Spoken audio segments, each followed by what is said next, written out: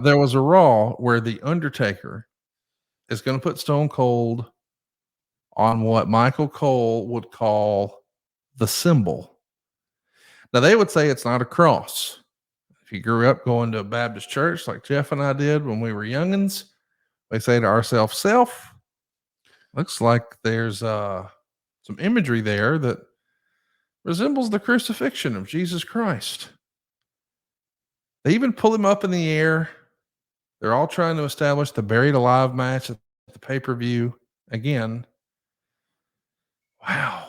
Of all the bad ideas in the Attitude Era, and on this very show, we've talked about loser gets naked and a couple of dudes threatening to embalm another dude.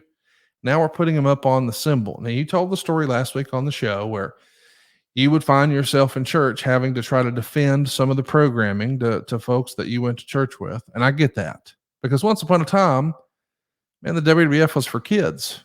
Like, my parents would pop in a VHS tape of WrestleMania 4, and that was my babysitter for a few hours.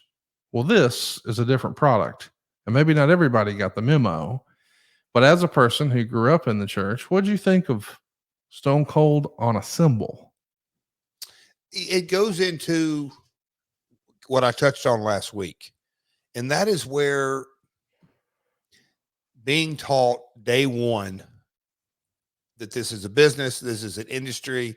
Yes, we're a hybrid. We're not all sport. We're not all entertainment. We're a hybrid.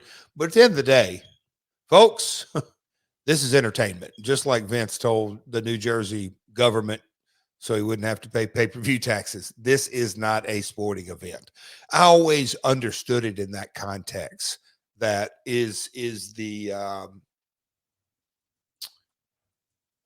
storyline getting into blasphemy and all that, but it's a story. If you preface it by saying, okay, this is the type of programming we're creating, that it is a story.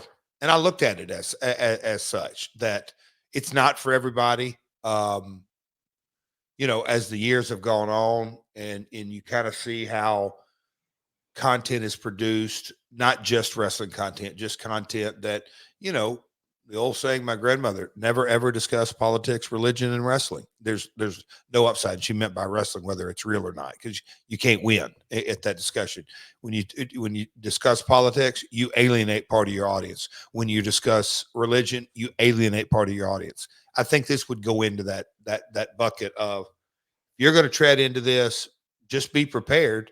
Some people are going to be offended by it and go away. Now, there's always that argument, oh, they wouldn't come around to begin with. That's subjective, I believe.